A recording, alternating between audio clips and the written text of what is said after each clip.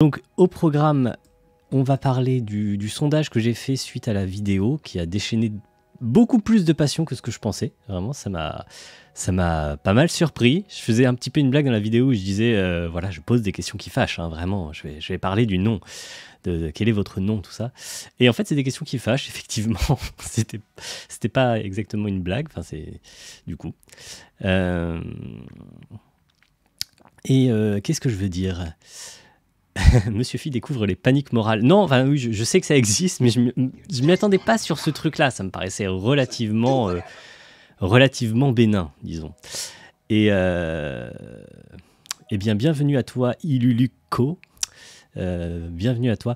Alors, est-ce qu'il y a beaucoup de gens qui... La plupart des gens qui viennent ici, en fait, regardent beaucoup Twitch, je me dis. C'est un truc... parce que moi je suis un peu un noob total à ça, et alors, où je me dis, est-ce qu'il y a des gens qui sont venus sur Twitch parce qu'ils ont l'habitude de venir sur Twitch? Non, pas spécialement. Ça m'intéresse de savoir un petit peu. Valoulef une fois de temps en temps. Ok, d'accord. Bon, donc il y a un peu des deux. Il y en a qui sont venus spécialement pour moi, quel honneur, et d'autres qui sont des habitués. Voilà, bon, bah, c'est bien, c'est bien. Qu'est-ce que je voulais dire? Igor Shtebazski, qui était là la dernière fois, si je me souviens bien, je suis désolé, je dois écorcher ton nom à chaque fois, dit: c'est juste que tu as attiré une commu différente depuis ta dernière vidéo. Alors, oui, attends, ma dernière vidéo c'était quoi? Ah oui, sur la liberté. En fait, ça fait un moment que régulièrement, mais effectivement, je pense particulièrement avec la dernière vidéo, qu'il y a notamment une partie de jeuxvideo.com qui se donne le mot pour aller sur ma chaîne, déposer un pouce rouge et repartir en gros. Et genre vraiment, c'est dit clairement comme ça. D'ailleurs, il y a des trucs assez marrants, c'est que tu peux regarder les sources extérieures, les vues qui viennent des sources extérieures, et tu as des informations sur voilà, la durée moyenne notamment de vidéos regardées. Et c'est très marrant parce que les sources extérieures, quand les vues viennent de jeuxvideo.com, il y a 10% de la vidéo qui est regardée à peu près. Alors que dans les autres sources, c'est plutôt autour de, je sais pas, 50%. Donc voilà, c'est intéressant, voilà. Et Iluluko, non, ce n'est pas mon premier stream, c'est mon deuxième stream, voilà. Donc je suis rodé maintenant. Comment je sais que ça vient de jeuxvideo.com? Ben, on a des données, en fait. Il y a énormément de données c'est un truc assez sympa pour ça, YouTube. Dans les analytics, il y a vraiment énormément de choses. On peut observer plein de trucs. Et notamment, donc j'ai pu constater cette chose-là. D'ailleurs, j'aimerais bien demander si à d'autres vulgarisateurs un jour qu'on regarde tous un peu ça. C'est un peu enfoui dans les analytics, faut savoir regarder, mais ça m'avait toujours amusé ce truc-là. Enfin bref, alors donc je vous ai fait un... ouais, dès qu'on touche au féminisme, ça titille les réacs. Donc, allons... voyons, comment je vais faire ça? Donc, je vous explique. On peut regarder les derniers résultats, vraiment les tout derniers. Alors, j'ai pas regardé là combien il y a de participants. C'était à peu près 1300 la dernière fois que j'ai regardé. Ça doit être dans ces eaux-là. Sinon, ce matin, parce que du coup, on peut regarder les résultats bruts. On va regarder ça sera déjà intéressant à regarder. Et en fait, parce que le truc amusant, c'est que je recueille quelques données sur notamment le sexe des participants. Et du coup, on peut aussi regarder par rapport à ça, mais du coup, ça demande à faire des manips un peu plus compliquées. Enfin, en gros, je peux pas juste aller sur la page que me donne Google pour voir ça. Du coup, j'ai fait ça en exportant les infos ce matin, donc il y avait à peu près 1000 participants à ce moment-là. Et on pourra donc comparer homme versus femme, quoi. Ça, j'ai fait ça. Il y aurait évidemment plein d'autres trucs qu'on pourrait regarder, mais j'ai juste pris ça parce que c'était évidemment le plus intéressant. Alors, est-ce qu'on peut remettre le lien du sondage dans le chat? Alors oui, je l'avais mis tout en haut, tout au début. Est-ce qu'il est encore, si je fais CTRL-V, est-ce qu'il est encore là? Nope, non, j'ai fait un CTRL-V sur autre chose, donc est-ce que je le retrouve, le truc? Je crois que je vais faire ça, copier l'adresse du lien, hop, je vous le balance. Il est bien possible, je crois que vous... Voilà, ok, ben voilà, d'autres gens le font. Super. Voilà, donc vous pouvez très bien le remplir maintenant si vous voulez, il n'y a pas de souci. Alors, je vais donc passer en écran partagé tel un streamer tout à fait rodé à son exercice. Je vais d'abord aller chercher mon truc. Voyons, commençons, accéder à Drive, voilà, hop, on va aller là-dedans, voilà. Je l'ai sous les yeux, on a 1500 réponses. Eh bien, c'est pas mal quand même, 1500 réponses. Pour un petit sondage fait un petit peu à l'arrache. Alors, il n'y a aucune prétention ni rien, c'est bon. J'aime bien faire des sondages, ça m'intéressait. Je me disais, vous pouvez en retirer quelque chose. Et puis, j'avais un peu l'idée de... Ça m'a bien plu de faire un stream l'autre jour. Et voilà, je me disais, ça pourrait être un exercice assez intéressant parce que... typiquement, il y avait souvent plein de choses dans les sondages que j'avais fait, et ce que je mets en vidéo, c'est forcément plutôt pas grand chose par rapport à la quantité de choses que j'observe souvent dans ces sondages-là. Et donc voilà, ça peut être l'occasion d'en discuter, d'en garder une trace quelque part, plutôt que de garder tout ça pour moi. Donc allons-y, je vais mettre OBS de ce côté-là, je vais hop.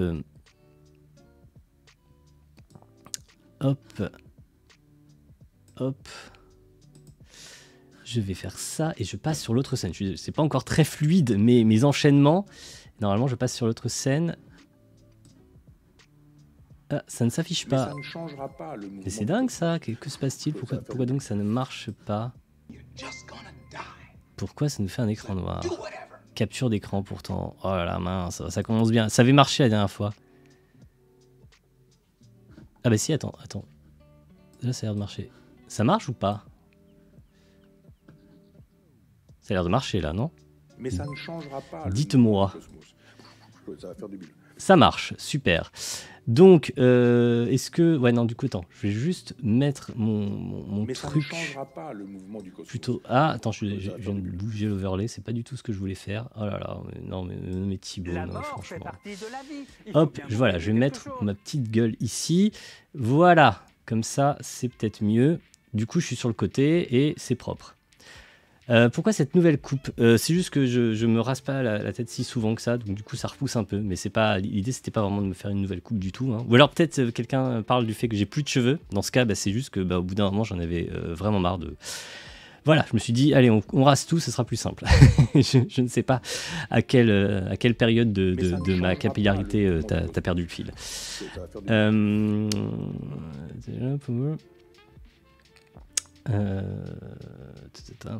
Donc, voilà. Donc voilà, donc vous voyez le truc, vous voyez on a 1500 réponses, transmission du nom de famille, oui, vous voyez tout, il n'y a pas de problème. Donc peut-être je peux essayer de décaler légèrement. Ah, vous avez vu que j'ai préparé des trucs derrière. Donc voilà, première question notamment, c'était simplement la question du nom de naissance. Et là, on a vraiment une majorité, mais alors méga écrasante, de nom du père. Si on inclut aussi nom du père plus nom de la mère, donc dans cet ordre-là, on a 1,6% en plus, donc on est vraiment au-dessus. Donc 94% de nom du père seul et 2% de plus encore de nom du père en premier. Donc quand on dit que c'est un truc écrasant, c'est vraiment assez... Voilà. Je trouve ça... Il y en a beaucoup qui disent à la fin on s'en fiche, est-ce que c'est vraiment important? Mais quand il y a une telle inégale répartition de cette transmission, c'est-à-dire qu'il y a les hommes qui transmettent leur nom et les femmes, mais vraiment quasi pas du tout, c'est quand même difficile, même si 90% des gens s'en fichent, dans la mesure où ça sera juste 10% des gens qui sont gênés par ça, mais 10% de quasi tout le monde, en fait, ça fait forcément tout de suite beaucoup, quoi. Donc, au niveau du nom d'usage, c'est pas très différent. Alors, en fait, j'ai regardé ça, c'est typiquement des trucs que j'ai regardé chez les femmes, évidemment. Le truc, c'est qu'en fait, il y a 80% d'hommes à peu près dans les réponses, donc forcément... pour le nom d'usage, il y a plus de différence entre nom de naissance et nom d'usage chez les femmes, forcément. Chez les hommes, c'est quasi inexistant. Enfin, c'est vraiment très très peu. Donc du coup, on arrive à ça. Et si vous avez des enfants, quel nom portent-ils? Et là, alors bon, en fait, ça le problème, c'est que la plupart de mon audience n'a pas d'enfants, tout simplement. Et si on regarde dans la part de mon audience qui a des enfants, on a donc, alors, en gros, il faudrait recalculer juste avec ça. Donc, on a 17% qui portent juste le nom du père. Nom du père et nom de la mère, c'est 4,2%. Donc, si on additionne les deux, ça nous fait 21,3%. Sachant que c'est sur 26% en fait. Donc on doit être à peu près dans les eaux de ce que j'avais, des chiffres que j'avais donnés dans la vidéo, c'est-à-dire 80%. J'ai pas fait le calcul précis, mais on doit être dans ces eaux-là. 80% qui portent le nom du père seul et 90% si on rajoute le nom du père suivi du nom de la mère. Nom de la mère tout seul 1,6% et nom de la mère suivi du nom du père 2,2%. Je crois vraiment que c'est assez proche. J'ai pas si quelqu'un a le courage en prenant ces valeurs-là de faire le calcul sur tout ça. Et puis il y a une petite frange de gens qui... alors c'est marrant parce que là il y a quelqu'un notamment qui a répondu non par ordre alphabétique. Mais de fait par ordre alphabétique ça doit être soit le nom de ton père suivi du nom de la mère, soit l'inverse. Hein. Ça n'empêchait pas. Donc voilà, il y a quelques réponses autres. Ah oui, mais là, ils n'ont pas des enfants. Oui, il y a des gens qui n'ont pas compris la question du coup. Voilà, du coup, je lis un peu moins vos... Excusez-moi.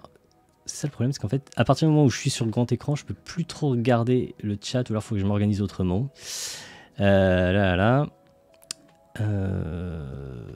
Et bon, les choses intéressantes commencent ici, c'est sur la question, c'est sur l'avis que les gens ont concernant ces différents systèmes de transmission. Donc j'en ai proposé 4 différents.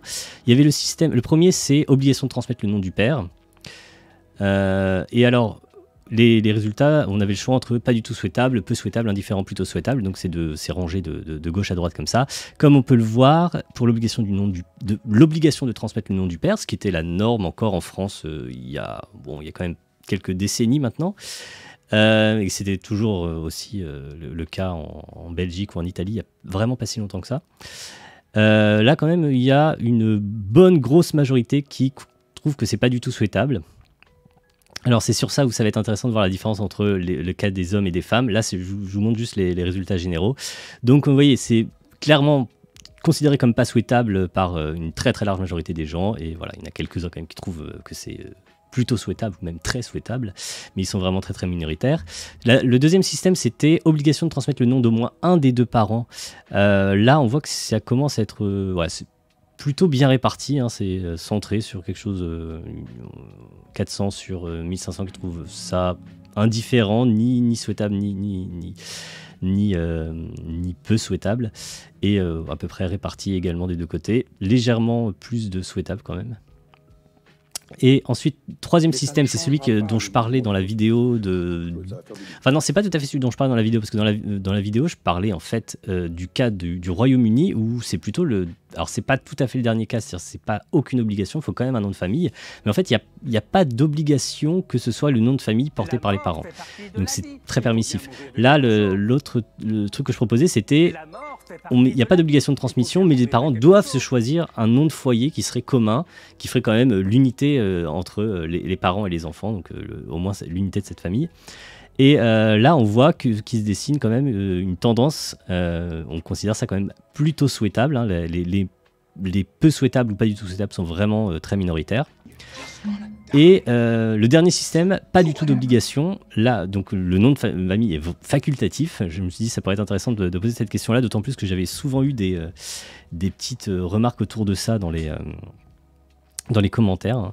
Et, ou même dans le stream la dernière fois, je me souviens que quelqu'un avait proposé ça, et quelque part, je trouvais ça... J'ai envie de dire oui, pourquoi pas, pour ma part. Mais là, par contre, quand même, il y a une majorité qui considère que c'est pas du tout souhaitable. Clairement. D'ailleurs, ça fait une belle pente, là. C'est assez parfait. C'est assez similaire à ça, un peu moins fort quand même, mais assez similaire aussi. Donc quand même, l'idée qu'il n'y ait aucune obligation pour le nom de famille est quand même pas très bien reçue. Voilà, alors là, ça c'était la première partie du sondage. Je vais juste regarder vite fait le chat si vous avez des petites questions par rapport à tout ça. Blablabla, je regarde vite fait. C'est un petit souci, c'est que j'ai du mal à suivre à la fois ce que je raconte plus le chat, mais j'ai envie quand même de prendre vos questions. La mort fait partie de la vie. Il faut bien mourir de quelque chose. Là, ça discute des. Effectivement, on a un public plutôt masculin en vulga. C'est dommage. Par exemple, c'est marrant parce que sur TikTok, c'était pas le cas. Sur TikTok, c'était beaucoup mieux réparti. Et voilà, c'est le genre de truc que tous les vulgarisateurs font le même constat. Moi, en général, c'est à peu près 20% de femmes et 80% d'hommes dans les statistiques à peu près. Et là, c'est la même chose dans les sondages. À chaque fois que j'ai fait des sondages, j'avais à peu près ces valeurs-là. Donc, qu'est-ce que je veux dire ? Allez, je vais continuer. Donc, la deuxième partie du sondage concernait... en fait, c'est ça que je trouvais intéressant, c'était de poser d'abord des questions sur qu'est-ce que vous jugez souhaitable, voilà, mais sans vraiment mettre dans une situation concrète où on aurait à faire un choix dans ces différents systèmes. Et ensuite, de vous demander, mais maintenant, imaginons, vous faites un enfant avec quelqu'un du sexe opposé. Alors oui, quelqu'un me demandait pourquoi est-ce que je faisais cette supposition-là, que ce soit du sexe opposé. Vu le sujet de la vidéo qui concernait la transmission du nom du père et le fait que justement on ne transmette pas le nom de la mère, évidemment, c'était plus intéressant de la poser dans ce cadre-là. Et puis sinon aussi, ça faisait que je pouvais plus écrire nom de la mère, nom du père, etc. dans les réponses, ça devenait plus compliqué. Et donc voilà, c'est pour ça que je forçais cette supposition. Et donc effectivement, ça pouvait être un exercice de pensée un peu compliqué si vous n'étiez pas spécialement enclin à faire des enfants avec une personne du sexe opposé, ce qui peut arriver. Hein. Mais bon, j'espère que la plupart des gens se sont prêtés au jeu, ou simplement, il y avait la possibilité de ne pas se prononcer. Donc voilà, si vous ne pouviez pas faire cette supposition, vous pouviez ne pas vous prononcer. Qu'est-ce qu'on observe ? C'est extrêmement partagé. c'est remarquable à quel point c'est partagé. Alors, on peut regarder et pareil, j'annonce pour ceux qui sont arrivés en cours de route, on va revoir tous ces trucs-là en faisant cette fois, là c'est les résultats généraux, mais on regardera aussi la différence entre les résultats pour les femmes et pour les hommes. D'ailleurs, ce sera bien mieux présenté que ça, parce que là, j'utilise la présentation que me donne automatiquement Google. Enfin, l'avantage, c'est qu'au moins, il y a tous les résultats récents. Donc là, il y a 1500 réponses qui sont cumulées, tandis que le truc que je vais vous présenter après, j'ai été obligé de le compiler avant, donc il y a un peu moins de réponses dedans. Mais donc, ceci dit, les choses n'ont pas tellement bougé à première vue par rapport à ce que j'observais ce matin quand j'ai fait ça. Donc, on a à peu près 22% qui seraient prêts à faire un tirage aléatoire. Moi, je trouve ça assez surprenant. Je ne m'attendais pas à ce que ce soit si élevé. Et aussi, ça met un petit peu un doute sur... comment dire, je ne suis pas prêt à parier qu'il y ait 20% des gens réellement qui feront un tirage aléatoire au moment où ils choisiront le nom de leur enfant. J'ai du mal à croire. Je pense que c'est vraiment une pratique qui reste assez rare. Du coup, ça pose un peu la question de la sincérité des réponses.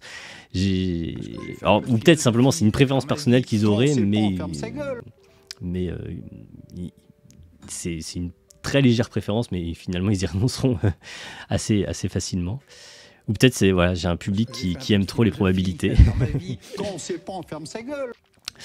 Quelqu'un me dit, en vrai j'avais choisi ça par défaut, aucune solution ne me convenait. Mais si tu essayes d'imaginer la situation où tu as un enfant et puis tu vas le déclarer à la mairie, ou en tout cas vous discutez de comment vous allez faire ça quand il sera né, est-ce que vraiment c'est ce que tu vas proposer à ton ou ta partenaire? Ça me paraît ça me paraît très audacieux. Moi. J'ai du mal. Se dit, je comprends qu'effectivement, quand rien n'est satisfaisant, si vraiment, et c'est vrai que c'est le problème de cette situation-là, et je pense que c'est un truc qui est... Au moins, ça montre un truc, c'est que ça montre que ce système-là n'est pas très satisfaisant, parce que faire un tirage aléatoire pour déterminer le nom que portera nos enfants, ça peut difficilement être perçu comme quelque chose de satisfaisant. Mais effectivement, quand vraiment aucune des options n'est satisfaisante et aucune n'est vraiment clairement préférable à une autre, allez, tirage aléatoire, pourquoi pas. Donc, sinon, deuxième... presque aussi élevé à 21,7%, nom du père, quand même. C'est très largement majoritaire. Nom de la mère, voyons c'est où nom de la mère, juste pour comparer à nom de la mère, c'est en cette couleur-là, c'est presque c'est plus de 3 fois plus que le nom de la mère, le nom du père. Ceci dit, même si c'est 3 fois plus, ça reste beaucoup moins. Ça reste le nom du père là dans ces résultats-là est attribué beaucoup moins souvent que dans les faits, c'est-à-dire dans la façon dont les enfants sont nommés aujourd'hui. C'est pas du simple au triple le rapport entre nom du père et nom de la mère, hein, c'est plutôt du au minimum du simple au octuple. Du simple à même plus en fait, parce que je crois que c'est quelque chose comme 5% le nom de la mère et le nom du père c'est 80% nom du père seul, hein. Donc voilà, donc je pense là aussi il y a peut-être malgré le fait qu'il y a un effet où à mon avis les gens répondent pas tout à fait ce qu'ils feraient réellement, mais davantage ce qu'ils aimeraient vouloir faire. Malgré ça, on voit quand même une énorme différence entre la transmission du nom du père et la transmission du nom de la mère. Et ensuite, on a ne se prononce pas, donc ok, pourquoi pas. Et nom du père, nom de la mère, 11%, et nom du père, nom de la mère, 9,8%, donc à peu près équivalent sur ces deux options-là où on accole les noms. Ce qui là aussi ne correspond pas du tout à ce qu'on observe dans la réalité, où le nom du père est mis en premier beaucoup plus souvent. Je ne me souviens plus exactement, mais je crois que c'est de l'ordre de 5 fois plus souvent, quelque chose comme ça. De toute façon, c'est des très petits chiffres en réalité, c'est beaucoup plus petit que ça normalement.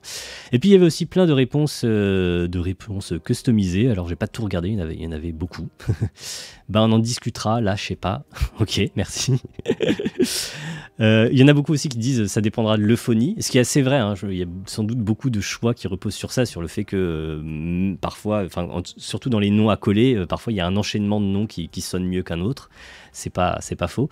Ceci dit, ça peut pas être la raison pour laquelle on choisit systématiquement tous les enchaînements de noms, parce qu'il n'y a pas de raison que ce soit 5 fois plus souvent le nom du père en premier qui sonne mieux. Ça paraîtrait un petit peu bizarre. Je peux pas montrer toutes les réponses ajoutées par les gens parce qu'il y en a beaucoup, hein. Vous voyez, en fait, ça ne s'affiche pas parce que c'est trop petit. Il y a quelqu'un qui a répondu « je suis pédé ». Oui, effectivement. Voilà, par exemple, ça dépendrait du nom de la mère, de la sonorité des deux noms ensemble. Effectivement, ça c'est un truc qui est revenu assez souvent, il me semble, dans ce que j'avais vu. Le plus stylé des deux. C'est pas con, mais c'est peut-être pas hyper objectif. Tiens, dans les réponses que j'ai lues, dans les commentaires, il y avait quelqu'un qui a fait une remarque que je trouvais assez sympa. Si vous voulez trancher, ne pas mettre un double nom et trancher d'une façon qui soit neutre d'une certaine façon, qui ne privilégie personne dans le couple. Il y a la question de savoir, en tout cas a priori personne, après évidemment en fin de compte on choisira un des deux noms, c'était de se dire on va transmettre le nom qui est le moins commun. Et parce qu'effectivement, en fait, on peut savoir ça, c'est-à-dire par exemple les Martins en France, ils sont hyper nombreux, il y en a 100 000, des choses comme ça, puis il y a des noms qui sont plus rares. Et quelque part, ça peut être intéressant de se dire, pour privilégier la variété dans les noms de famille, puis il y a un intérêt presque collectif à le faire. On peut se décider pour le nom qui est le moins commun. C'est-à-dire vous faites la liste des noms donnés en France. Et ce qui est très facile à savoir, je me suis rendu compte en faisant mes recherches pour l'épisode, en cherchant des illustrations. Et on peut très très facilement trouver une sorte de classement des noms les plus donnés comme ça sur... Si c'est vraiment deux noms très rares, peut-être vous n'allez pas les trouver, mais je pense qu'il y a peu de chances que ce soit le cas. Et dans ce cas, pourquoi pas faire celui qui est le plus loin dans le classement, et du coup ça contribue à le faire remonter un petit peu, etc. Voilà. Et ensuite, deuxième question, dans le cas d'un nom de foyer. Voilà, donc avec cette hypothèse, donc on n'est pas obligé de transmettre son propre nom. On le peut quand même en fait, hein, parce qu'on peut choisir un nom de foyer qui serait par exemple mon propre nom ou le nom de ma compagne, mais on peut aussi choisir n'importe quel nom qui sera commun du coup aux enfants et aux parents. Alors dans cette situation, donc, où la loi obligerait l'adoption d'un nom de foyer, et à supposer que vous souhaitez faire un enfant avec une personne du sexe opposé, quelle serait votre préférence personnelle pour le choix du nom? Alors là, j'avais proposé déjà soit la même réponse que la question précédente, voilà, donc ça me permettait de ne pas redonner tout le détail des différentes réponses à la question précédente. L'idée, ça serait donc de rester sur cette idée de transmettre le nom d'au moins un des parents, peut-être les deux à coller, je ne sais pas. En tout cas, voilà, rester sur ce genre de système. Ou alors, justement, les 3 autres réponses, c'était des réponses qui proposaient d'utiliser cette opportunité d'avoir un nom de foyer. Alors, il y avait la première solution, c'était de choisir un nom de foyer qui mélange les noms des 2 parents. Parce que c'est un truc que j'ai vu qui revenait souvent dans les propositions, et effectivement, elle a eu pas mal de succès, de 18,8% qui sont pour ça, 8,4% qui veulent choisir un nom de foyer qui fait référence aux racines d'au moins un des parents, par exemple le nom d'un ancêtre, typiquement. D'ailleurs, c'est ce qu'a fait William McCaskill, parce que McCaskill, c'était le nom vraiment d'un ancêtre très très éloigné de sa femme. Et alors, c'était pas uniquement parce que c'était un ancêtre, c'était aussi parce que les McCaskill connus étaient des gens assez marrants, je me souviens plus très bien. Enfin, c'était des personnages assez intéressants, donc pourquoi pas.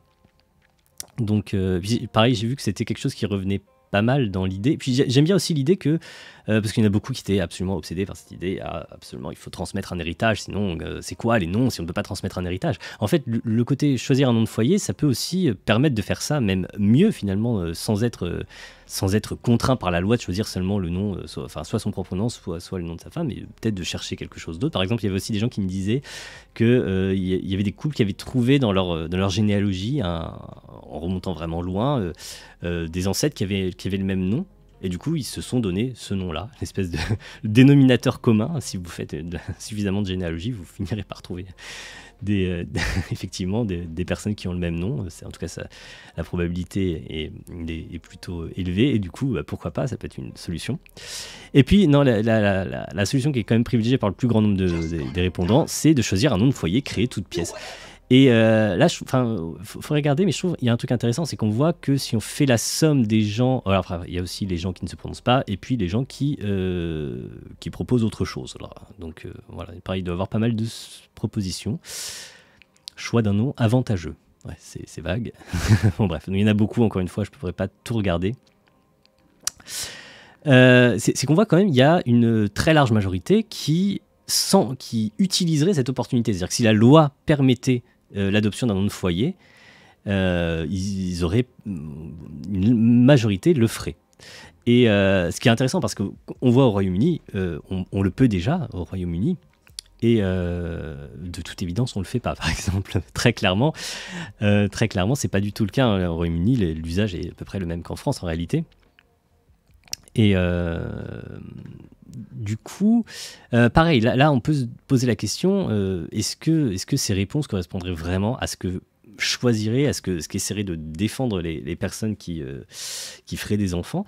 Peut-être que vraiment on est au bord d'une rupture, et que les choses vont vraiment se faire comme ça. C'est-à-dire que si vraiment on offrait cette opportunité aux gens, ils le feraient. J'aurais tendance à en douter quand même, mais ceci dit, ça indique quand même quelque chose de relativement intéressant sur le fait que, oui, en fait, quand je dis que restreindre le choix aux 4 options qui consistent en gros à transmettre le nom d'un des parents, ou les deux à coller dans un sens ou l'autre, c'est vraiment une restriction de liberté. Et on le voit clairement, parce que 80%, enfin, je sais pas combien, peut-être pas 80%, disons 70% des gens qui répondent là, feraient autrement s'ils en avaient la possibilité. Donc c'est par définition une restriction de liberté. Du coup, le fait qu'on ne leur offre pas cette opportunité-là, ça les restreint. Du coup, est-ce que les gens sont au courant au Royaume-Uni? C'est possible qu'effectivement, ce soit pas trop un sujet. On n'en parle pas beaucoup. J'ai vu là, je sais pas quel rappeur, je ne suis pas très au fait de la scène rap, mais qui a changé de nom. Alors c'est aux États-Unis, parce qu'aux États-Unis aussi, il y a pas mal d'États qui ont cette possibilité-là. Ça dépend des États. C'est pour ça que je n'ai pas voulu en parler, parce que c'est tout de suite très compliqué ce genre de truc pour les États-Unis, parce que les législations dépendent des États. Donc, et puis je voulais prendre l'exemple de William McCaskill, qui est anglais, c'était plus simple, qui est écossais, pardon, donc britannique. Et du coup, oui, c'est possible qu'il y ait simplement une sorte d'ignorance, mais que si, par exemple, le jour où ils font la déclaration de naissance, ce soit genre, il y a une sorte de nudge comme ça, on demande aux officiers de l'état civil de présenter cette possibilité-là, de leur dire, voilà, vous savez, vous pouvez faire ça si vous voulez. C'est certain que ça aurait un effet sur l'adoption de ce genre de trucs. À quel point un effet important, je sais pas. Mais c'est vrai que pour le cas du Royaume-Uni, c'est intéressant, parce qu'on se dit vraiment, tout ce qui manque, c'est des nudges quelque part, ou quelque chose qui qui encourage les gens à réfléchir à cette possibilité-là. Et clairement, c'est pas leur nuire de souligner le fait que c'est possible qu'ils fassent ça. Moi, j'ai lu beaucoup de commentaires, entre quelques commentaires qui me reprochaient de détruire la civilisation en remettant en question l'héritage et la tradition et l'honneur. Il y avait aussi beaucoup de gens qui disaient « Ah, je ne savais pas du tout, et si j'avais la possibilité de le faire, clairement, ça nous aurait évité beaucoup de problèmes. » Enfin, je pense qu'il y a pas mal de couples pour lesquels, pour au moins l'un des deux partenaires, pour lesquels ça a été un peu un renoncement, le fait de choisir tel nom ou tel autre pour ses enfants. Et donc, voilà. Il y a un humoriste britannique qui a changé son nom en Hugo Boss officiellement pour les troller, après qu'ils aient poursuivi en justice une petite brasserie, je crois. C'est marrant parce qu'on parlait l'autre fois de cette nouvelle de Damasio où les gens peuvent prendre le nom peuvent être payés par une marque pour prendre le nom de la marque, genre des gens qui s'appellent Sony ou quelque chose comme ça. Et là c'est l'inverse, quoi. Le type, il a choisi délibérément de le faire, mais en mode troll. En même temps, ça leur fait un peu une pub en un sens. Mais ça ne changera pas le mouvement du cosmos. Je suis désolé, en fait, je lis absolument pas tout ce qu'il y a dans le chat. De temps en temps, je jette un œil et je vois un truc, mais voilà, j'ai peur que quelqu'un ait dit quelque chose d'absolument merveilleux et que je sois passé à côté et qu'il m'en veuille. Mais c'est juste que, comme je suis sur cet écran là maintenant, je peux moins regarder le chat, malheureusement. Ou alors je l'affiche là, oui, mais du coup ça s'affiche 2 fois, oui, ben non, ça serait un peu moche, du coup, ouais, non, tant pis. Donc, t'inquiète pas, c'est souvent comme ça que Twitch marche. Ok, merci. Tu es donc un habitué de Twitch et tu valides, c'est bon, je fais pas les choses mal. Pareil aussi, du peu de Twitch que j'ai regardé, j'ai vu les gens à chaque fois ils remercient pour les follow, genre merci Chandail pour ton follow.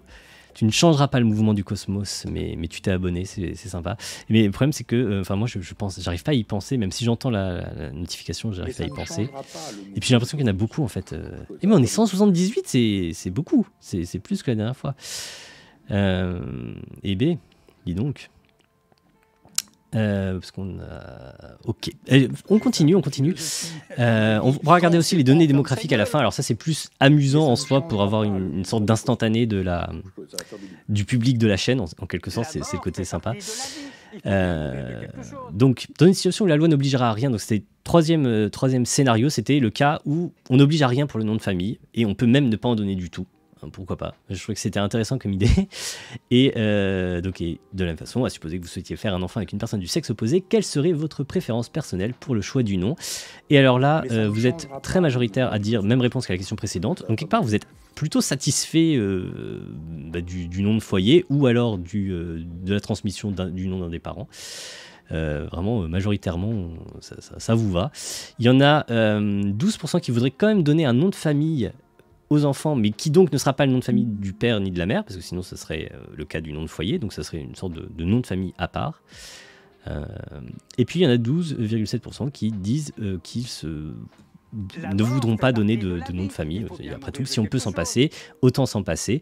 Donc ils sont quand même très minoritaires, ceux qui voudraient vraiment arrêter avec cette idée d'un nom de famille. Très majoritairement, vous êtes plutôt pour ou bien la transmission du nom d'un des parents, ou bien un nom de foyer, donc toujours quelque chose qui soit commun entre les parents et les enfants, et seulement un tiers qui serait Mais ça ne changera pas le mouvement du cosmos. Qui serait prêt à ne pas avoir ça. Ah oui, alors ça dépend comment on compte les ne se prononce pas, évidemment. Ça serait un petit peu moins encore si on enlève les ne se prononce pas. Et dans les trucs là, qu'est-ce qu'il y a là? Donc voilà, je ne vais pas regarder parce qu'il y en a plein des petites réponses comme ça.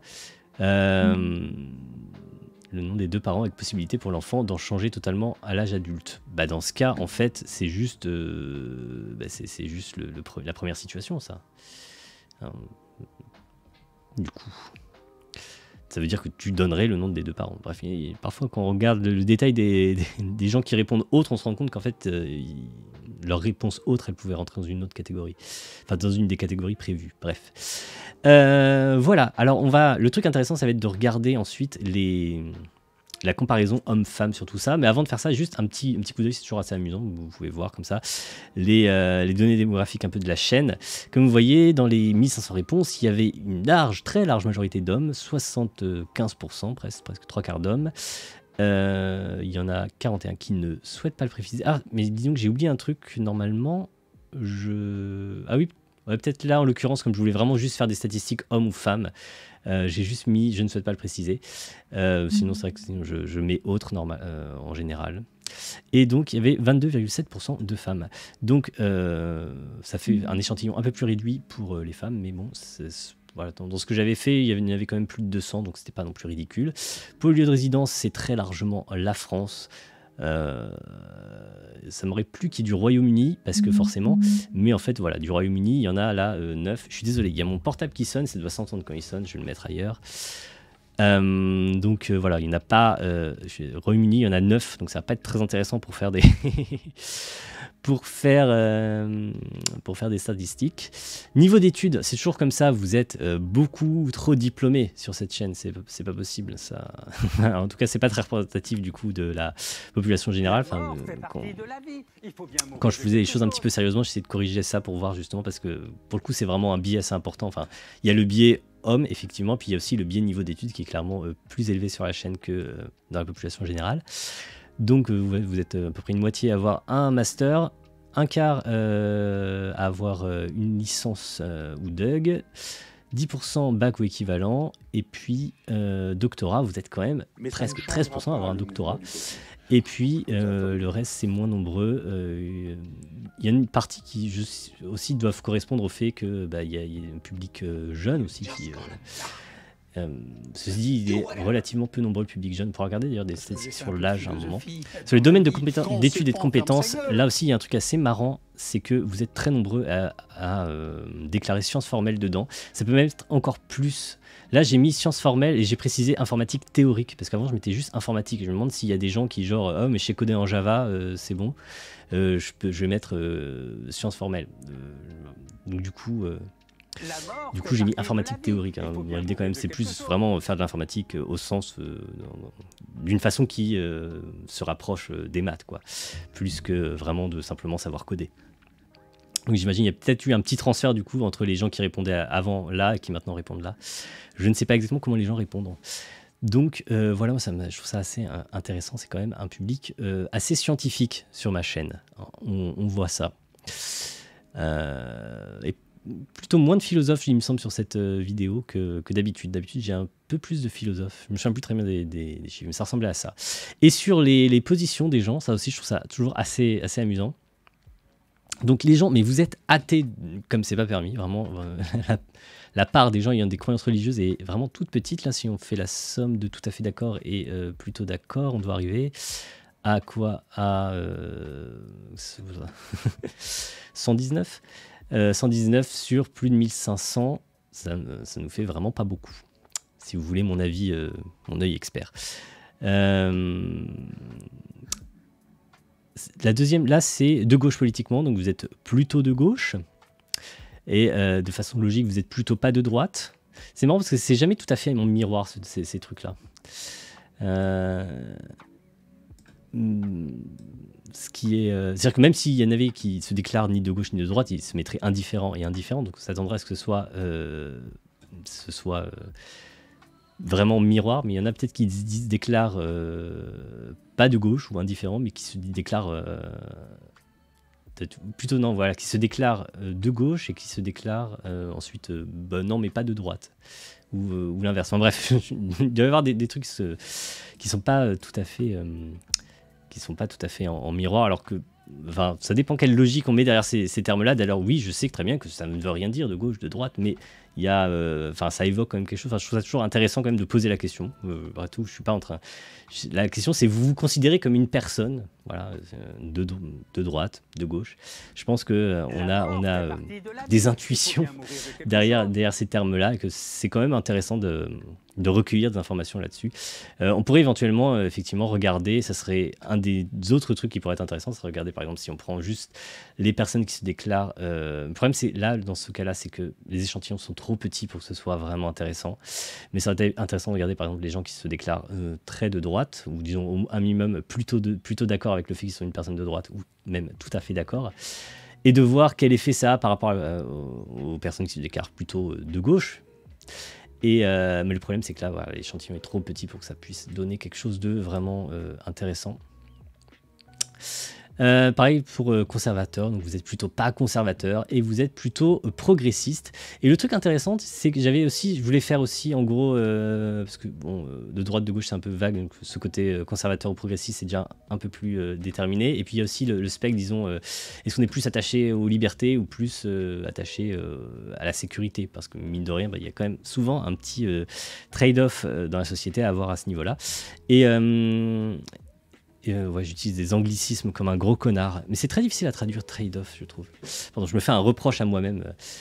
Le truc, c'est que donc c'est pour ça que j'ai proposé genre attaché à l'ordre, à la sécurité. J'ai un peu hésité sur la façon de le formuler. Je n'allais pas mettre autoritariste parce que bon, clairement, personne va se déclarer autoritariste. Ça paraît, enfin peut-être si quelques personnes, mais disons c'est un peu voilà, chercher quelque chose d'un peu plus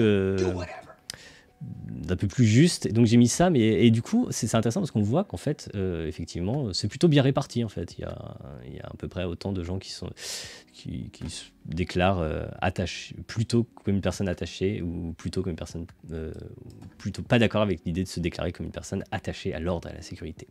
Et au niveau des libertés individuelles, là par contre tout le monde est très attaché aux libertés individuelles tout de même, hein. Ok, donc voilà, je trouve ça toujours amusant de voir les données démographiques de la chaîne. J'espère que peut-être ça vous intéresse aussi, dans la mesure où vous êtes vous-même des gens de la chaîne. Maintenant, alors je vais, là pour le coup, je vais quitter ça. Je vais vous montrer... on va aller là-dessus. Voilà, j'ai extrait quelques données qui me permettaient de comparer les hommes et les femmes. Alors je l'ai fait... je l'ai fait ce matin, il y avait 1000 répondants, c'est vrai que j'ai oublié de le noter exactement, il y avait 1000 répondants et il y avait à peu près les mêmes proportions d'hommes et de femmes, donc c'est-à-dire à peu près, je sais qu'il y avait plus de 200 femmes quand même, ce qui effectivement pourrait être intéressant de le refaire maintenant parce que c'est quand même pas des effectifs hyper larges. Un truc qui m'intéresse aussi, c'est savoir si, parce qu'il me semblait que l'âge pouvait quand même pas mal jouer, et donc j'avais regardé un peu la répartition de l'âge. Et voilà ce que ça donne. Voilà. Donc, je vais le mettre à un endroit où on peut le voir. Il faut bien mourir de quelque chose. Hop. Est-ce que vous voyez bien? Voilà. Vous voyez la répartition de l'âge. Donc, chaque point correspond à une des personnes qui a répondu. C'est à peu près la même chez les hommes et les femmes. Donc, ça ne va pas jouer beaucoup. J'ai regardé aussi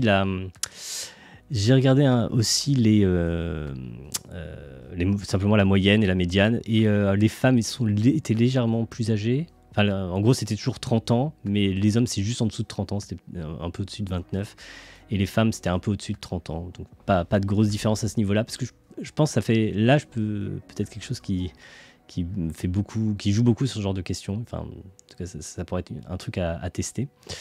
L'autre truc, donc maintenant, voilà. Le truc intéressant, c'était de comparer donc sur les questions qu'on avait posées donc sur les différents. Est-ce que je peux le mettre en plus gros? Pourquoi c'est si petit? Bon, c'est suffisant pour qu'on voit. Donc, c'était sur les premières questions qui étaient sur les préférences des différents systèmes. Donc là, je vais faire une petite pause. Je vais regarder un petit peu s'il n'y a pas des petites questions. Et je vous laisse regarder ce premier résultat. Blablabla.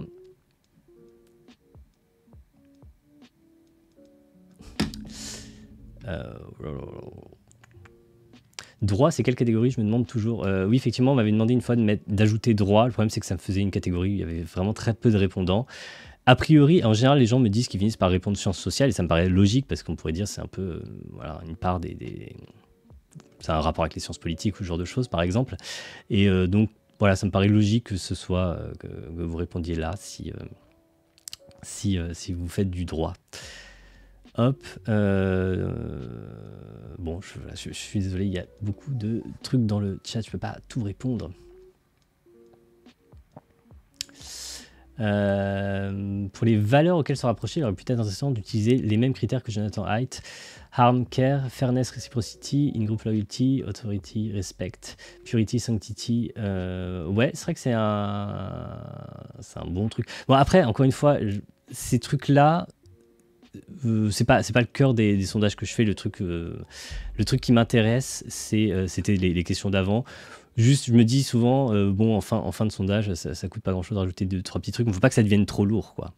Enfin, limite, à un moment donné, je m'étais dit, ça pourrait être marrant de mettre un Big Five. Je sais pas si vous connaissez le Big Five, c'est un test de personnalité. Et on peut en faire des très très courts qui donnent vraiment une sorte de... ça donne un indice globalement de la personnalité des gens qui répondent. Enfin, ça peut se faire en quelques questions, mais bon, après coup, je me suis dit, mais ça va être un peu lourd pour un truc qui, en fait, d'ailleurs, me servira à rien parce que je ne vais même pas l'utiliser pour regarder quoi que ce soit. Enfin, ça sera juste de la curiosité par rapport à la personnalité des gens qui répondent au questionnaire, mais bon. Est-ce que j'ai vu l'épisode du fascisme de Horizon Ghoul? Non, mais je doute pas que ça doit être très bon. Effectivement, c'est le genre de truc que je devrais regarder. Si je regardais plus YouTube, je regarderais probablement ça. Oui, effectivement, j'ai vu qu'ils avaient écrit sur Twitter des trucs sur la distinction droite-gauche, etc. D'ailleurs, c'est possible que parler de ce truc de sécurité, la façon dont j'ai formulé le truc sur la sécurité était peut-être lié à un vague souvenir de ce que j'avais lu, de ce qu'ils avaient dit sur la droite et la gauche, sur comment on fait la distinction droite-gauche en sciences politiques. Et alors, je ne comprends pas ces graphismes. Je vais reprendre ça. Donc là, je montre la différence entre les réponses qu'ont données les hommes et les femmes à aux premières questions du questionnaire qui concernaient la préférence qu'on avait vis-à-vis de tel ou tel système de transmission. De transmission du nom aux enfants. Donc la première question, c'était le système qui est d'obliger légalement la transmission du seul nom du père. Et donc très majoritairement, on le trouvait pas souhaitable. Hein. Donc en rouge, donc la première colonne c'est homme, la deuxième colonne c'est femme. Ça paraît relativement clair ça. Et donc en rouge, pas du tout souhaitable. En rouge clair, peu souhaitable. Gris, indifférent. En vert, plutôt souhaitable. Et très souhaitable. Et donc, on voit que c'est assez similaire, mais que les femmes trouvent ça un peu plus pas du tout souhaitable. Et les hommes trouvent ça un peu plus souhaitable. Enfin, il y a une petite différence. Elle est pas énorme. C'est pas hyper marqué, mais c'est quand même en particulier si on regarde la partie qui trouve ça très souhaitable, ils sont quand même nettement plus nombreux chez les hommes que chez les femmes. Donc voilà, c'est pas là où il y a une si grosse différence. Deuxième cas, obligation de transmission du nom d'au moins un des parents. Alors pareil. Alors je sais pas pourquoi il y a une mauvaise qualité. Bon, c'est pas grave, vous voyez assez bien, j'imagine.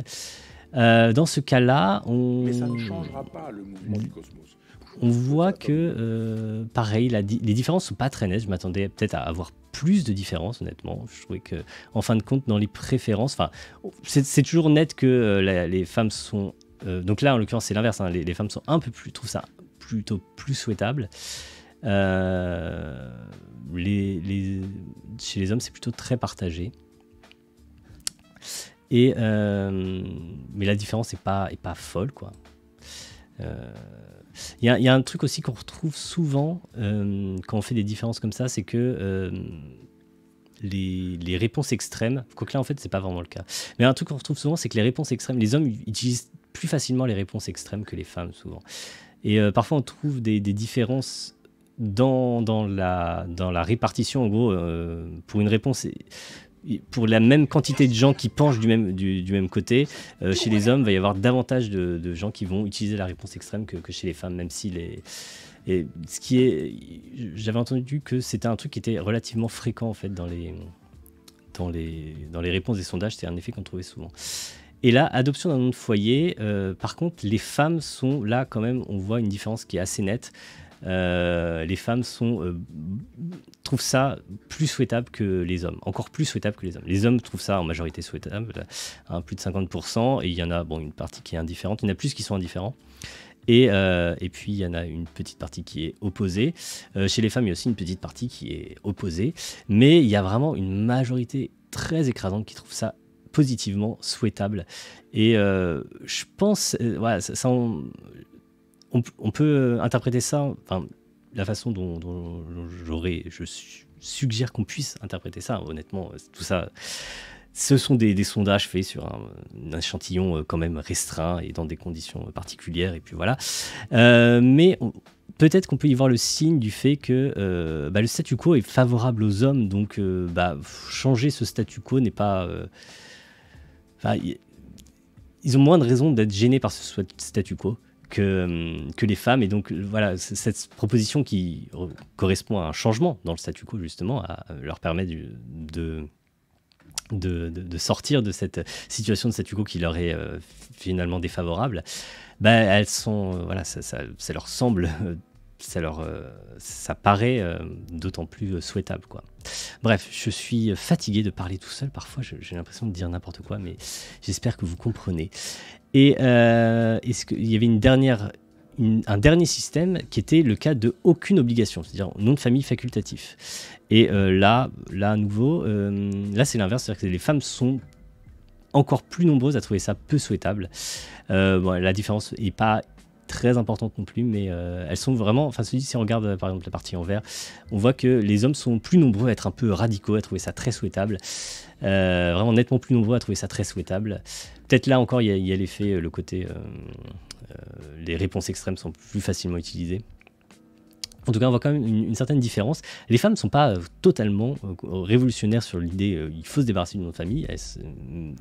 L'idée du nom de foyer est plutôt est plutôt bien admise, mais l'idée de renoncer complètement au nom de famille, le rendre facultatif, ça au contraire, elles y sont encore plus opposées que les hommes.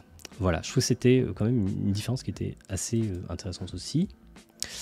Je sais pas si j'aimerais bien pouvoir. Est-ce que je peux afficher les 4 trucs en même temps? Est-ce que ce serait pas soyeux de pouvoir faire ça?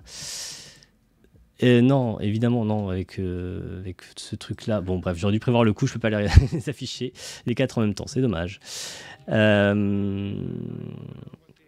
Ouais, il n'y a pas assez de femmes pour que ce soit significatif. Effectivement, avec un échantillon de 200, il faudrait des écarts assez grands pour être sûr. Peut-être si je refaisais le test là maintenant. Ça serait on pourrait arriver à quelque chose. Enfin bref, je fais ça de façon totalement à l'arrache, hein, ce petit sondage et ces petites analyses hommes et femmes.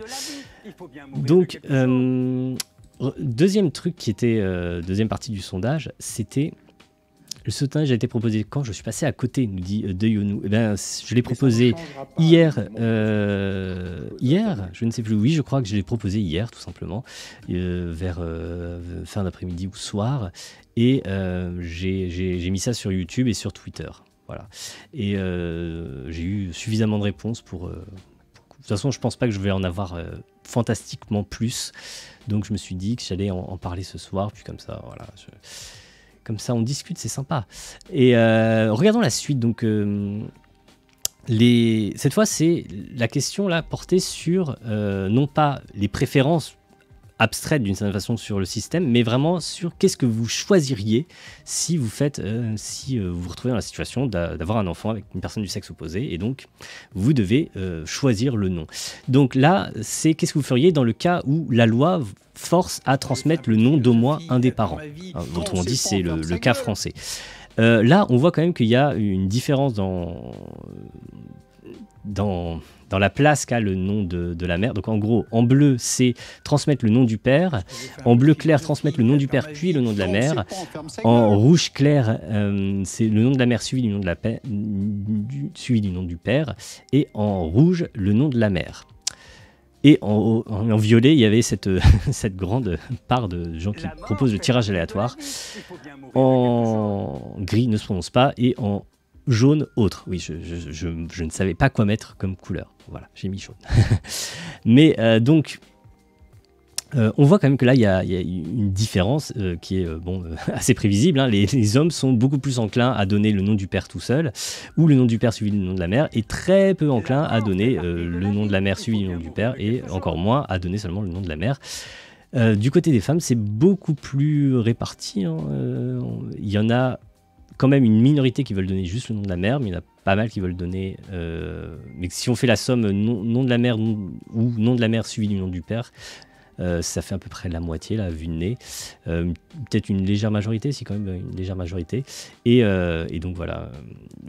Ça montre que...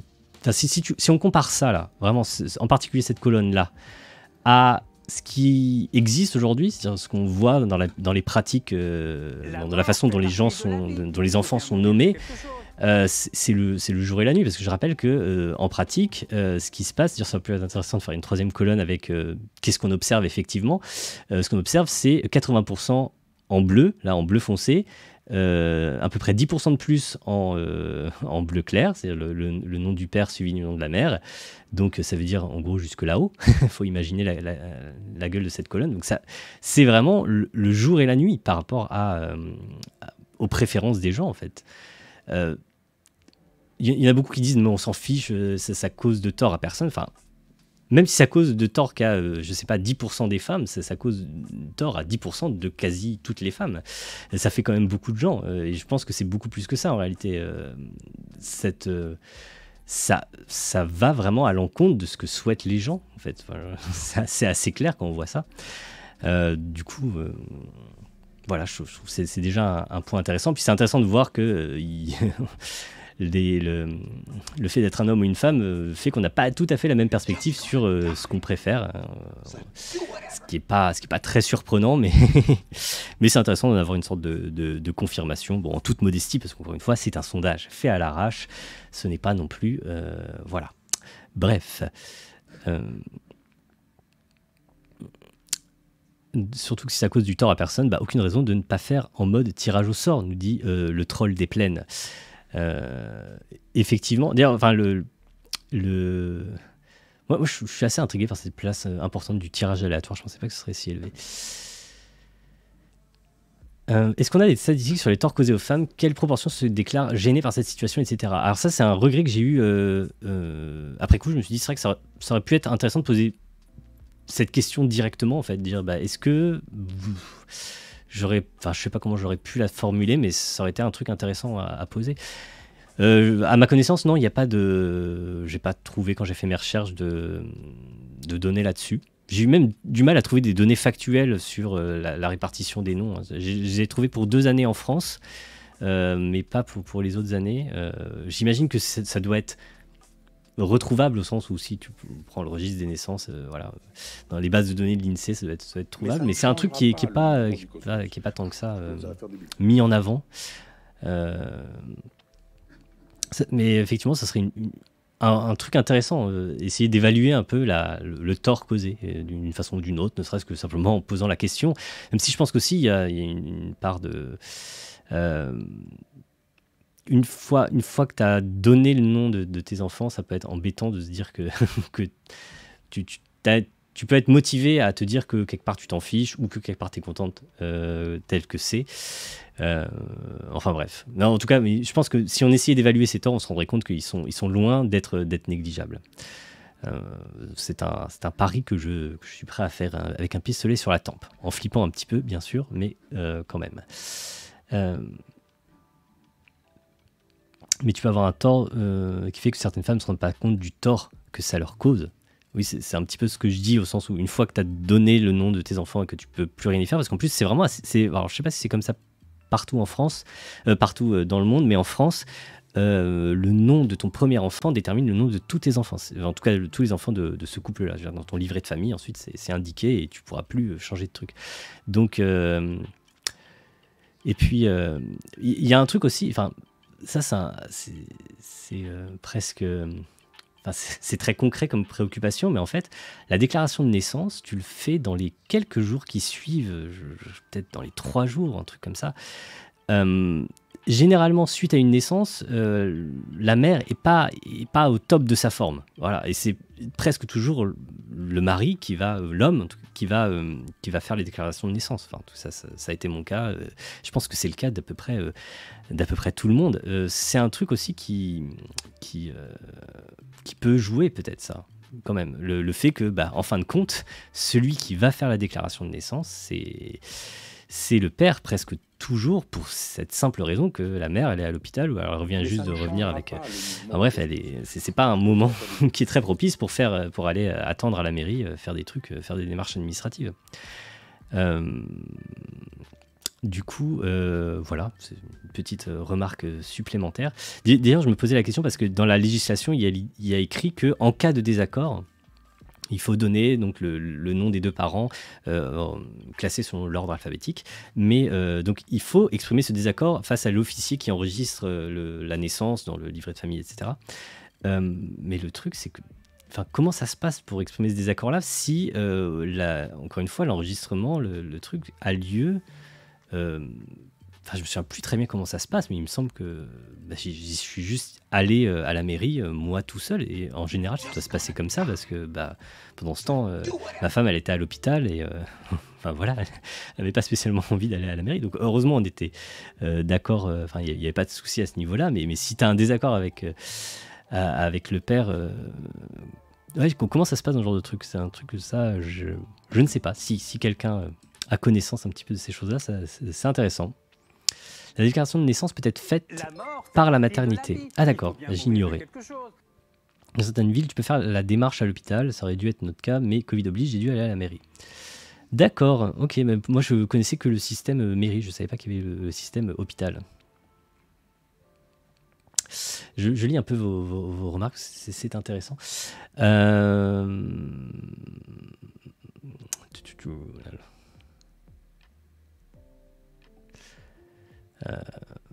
Ouais, ça répond à la question de Sleepy Confi. Finalement, la loi actuelle est pas si mal, hein, elle laisse le choix au couple, et s'ils n'arrivent pas à se mettre d'accord, on tire au sort.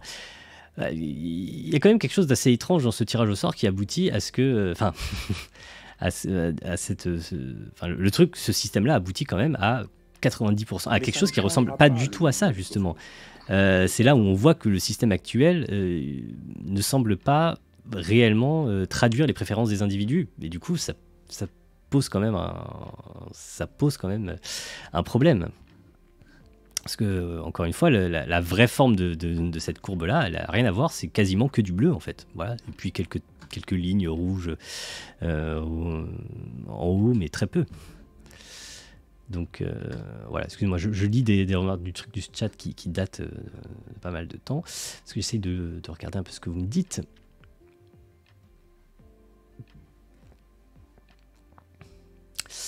Voilà, sinon je vais peut-être regarder la suite, parce que les autres réponses sont très intéressantes. Y a-t-il des civilisations où le concept de nom de famille n'existe pas, où il n'y a que des prénoms? Oui, j'ai eu quelques témoignages de ça dans les commentaires de la vidéo, des trucs que je savais pas, des trucs soit anciens ou soit même actuels, des endroits où effectivement le concept de nom de famille tel qu'on le pratique chez nous ne correspond à rien. Donc oui, ce côté, dans la vidéo, je rigolais un peu sur ce côté, l'homme donne, la femme donne la vie et l'homme donne le nom, et c'est comme ça depuis la nuit des temps. Et parce que c'était vraiment écrit dans le site comme ça. Je sais pas si vous faites arrêt sur image j'ai sorti j'ai tapé cette phrase-là sur internet pour trouver une référence. C'est un adage fameux. il y avait vraiment écrit depuis la nuit des temps. C'est comme ça. C'est quelque chose de plurimillénaire. Je trouve ça génial. Quand on parle de la nuit des temps, c'est que vraiment on n'a plus beaucoup d'arguments. Voilà. Bon, alors passons au truc suivant. Donc après le cas de la transmission d'au moins un des parents, qu'est-ce que vous feriez dans le cas où il y aurait la possibilité d'un nom de foyer? Et hop, je vais grossir ça. On va voir les choses un peu plus près. Donc, code couleur complètement pété. J'arrivais pas à trouver une logique dans le code couleur. Donc, en noir, même réponse qu'à la question précédente. En violet, alors choisir un nom de foyer qui mélange les deux noms. C'est ça, qui mélange les deux noms. En vert, choisir un nom de foyer qui fait... Oui, il y a des trucs qui sont partis. J'ai vraiment fait ça à l'arrache, je suis désolé. J'ai fait ça ce matin. J'ai essayé de pas y passer trop de temps parce que c'est vite compliqué. Moi, j'utilise pas j'ai pas des outils de statisticien. Je fais tout dans Excel à la main, de façon pas du tout optimisée certainement. Donc choisir un nom de foyer qui fait référence à un ancêtre. C'est ça et en orange, choisir un nom de foyer créé de toutes pièces. Et puis c'est marrant parce que là, c'est un cas où très peu de gens ne se prononcent pas, en fin de compte. Donc je trouve que c'est ça. à partir du moment où on donne cette possibilité-là, finalement, les gens ont envie de s'en saisir. Je trouve ça intéressant et on le voyait déjà dans les résultats généraux. En fait, là, il n'y a pas de grosses différences entre hommes et femmes. Hein. On voit que les femmes sont un peu plus nombreuses, mais encore une fois, les échantillons font que c'est peut-être même pas significatif. Donc, on voit en tout cas que les gens seraient tout à fait prêts à se saisir de cette opportunité s'ils le pouvaient. Et voilà, je trouve ça intéressant. Enfin, encore, comme je disais tout à l'heure, ça souligne le fait que la restriction aux 4 options qu'on a vues tout à l'heure est vraiment une restriction de liberté, au sens où ça s'oppose à ce que feraient les gens si on leur offrait l'opportunité de le faire. Donc voilà. Et dernier cas, le cas aucune obligation. Pareil, le code couleur est totalement pété. Là, pareil, pas de grosses différences. On voit que, en tout cas, les gens préféreraient, enfin globalement, ils préféreraient utiliser une des options précédentes.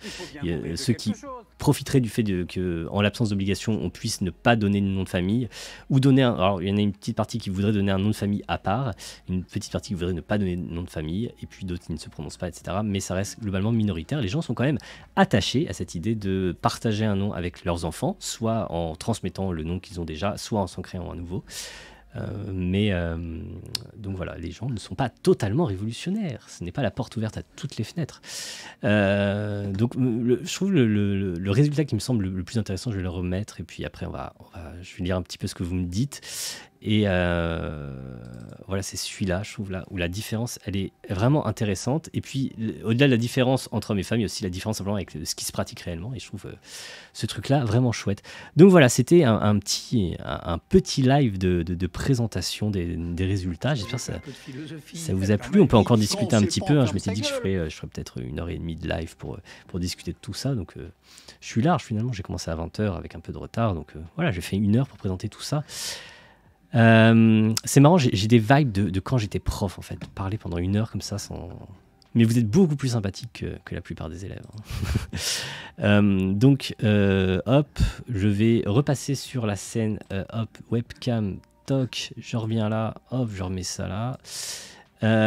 Voilà, ça vous a plu tout ça, ça vous a intéressé? Ah, salut, truc de philo. Merci d'être là.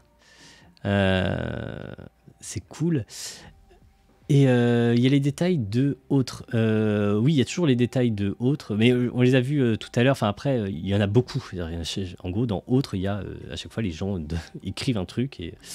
Mais il y en a beaucoup, du coup, et c'est pas toujours très intéressant. Encore une fois, parfois, je regardais et je me rendais compte que les gens qui répondaient dans autres avaient juste pas bien compris la question.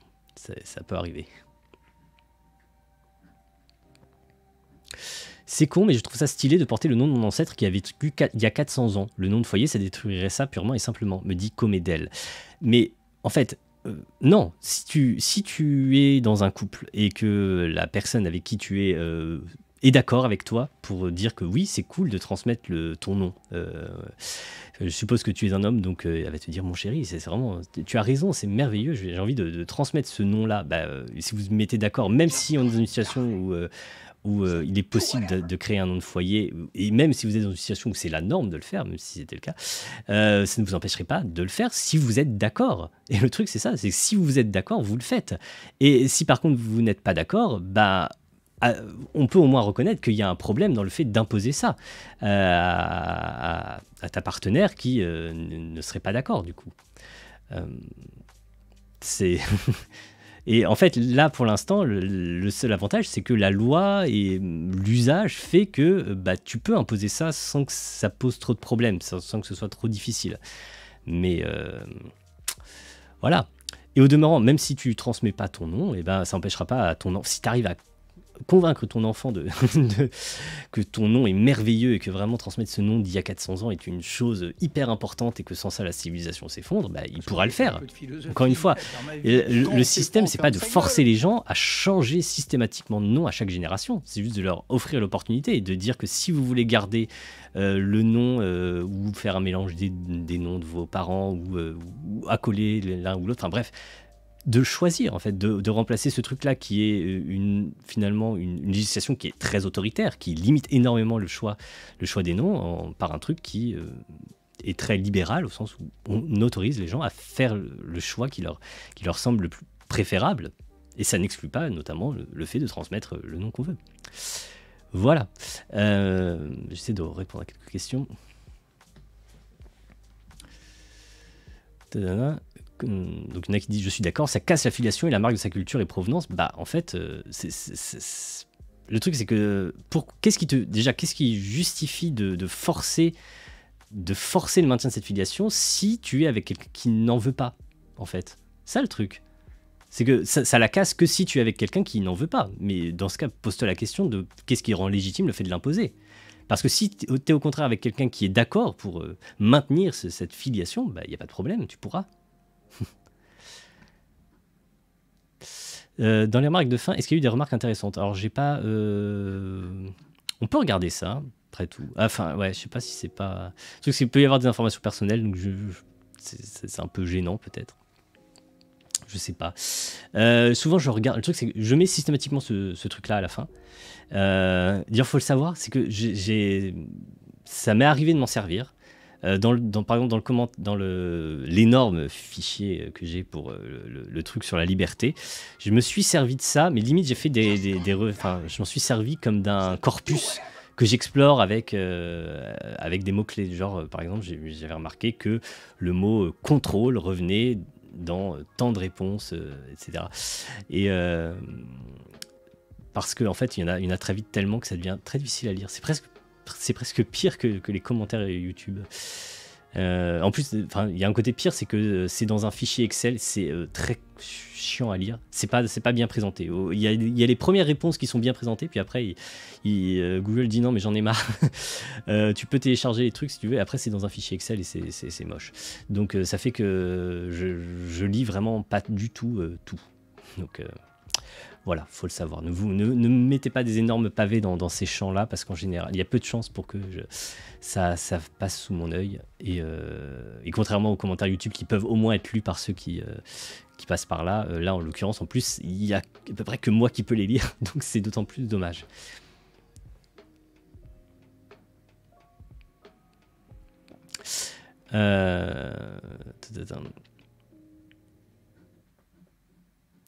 Kazarian nous dit un prénom et un numéro tiré aléatoirement, pourquoi pas, sinon le nom de la mère, parce qu'on est davantage certain de la filiation de la mère que du père, qui reste très aléatoire. Alors il y a toujours ce truc là sur le fait que la filiation du père est très aléatoire. Si vous êtes dans des couples où vous posez sérieusement cette question, posez-vous des questions sur votre couple, pas sur... Enfin, voilà. Ça toujours l'argument, genre vraiment, c'est absolument nécessaire de garder le nom du père parce que c'est le truc qui permet d'établir la filiation. En plus, je comprends pas trop. Enfin, ça l'établit pas d'une certaine façon. Si en fait, enfin bref, je trouve cet argument est complètement dingue. La petite sardine dit casse la filiation, et alors les femmes qui prennent le nom de leur mari, ça casse leur filiation aussi. C'est vrai, il y a toujours ce truc là, si tu accordes tant d'importance à la filiation, bah, admets que tu causes un tort à ta femme qui ne peut pas transmettre cette filiation qui est tellement importante. Ou alors vraiment il faut tirer les trucs à pile ou face, hein. Soyons cohérents.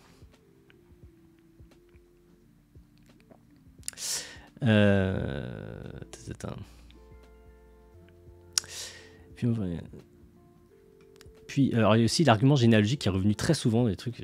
Je pense que établir la généalogie aujourd'hui, déjà il y a ce truc là qu'il faut bien comprendre que établir la généalogie, la transmission du nom de famille du côté du père ne permet pas d'établir la généalogie complète. Il y a la moitié de la généalogie qui de toute façon repose sur le fait de retrouver qui sont les parents de qui autrement, hein. Donc c'est pas comme j'avais répondu à quelqu'un qui me disait ça, j'ai dit bah en fait quelqu'un disait mais comment vont faire des généalogistes, mon Dieu, j'ai dit bah, ils vont faire ce qu'ils font la moitié du temps en fait. Tout simplement, ça change pas tant que ça les choses. As-tu eu des remarques d'historiens pour expliquer d'où ça vient? Demande de trucs de philo. D'où ça vient la norme de transmettre le nom du père? J'ai eu toutes sortes de remarques.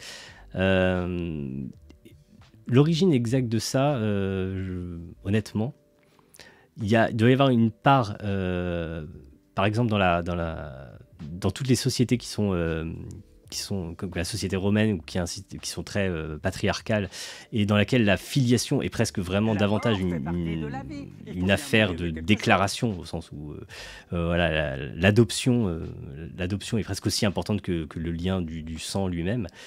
Ça s'explique assez bien pourquoi est-ce qu'on a une importance liée à un clan formé par un homme qui transmet son nom à ses fils. Sinon, honnêtement, je suis pas historien pour donner des réponses très précises à ce truc-là. Il y a, voilà, le patriarcat, sinon ça pourrait être la réponse large et générale à cette question.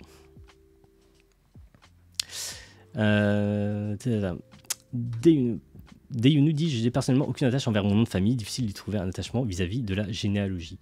Effectivement, il y a beaucoup de gens qui me répondaient des choses du type en fait on s'en fiche. Alors parfois ça peut être au sens positif, au sens de dire bah, on s'en fiche, pourquoi vous faites chier justement à limiter le choix à ces quatre options qui sont pas satisfaisantes.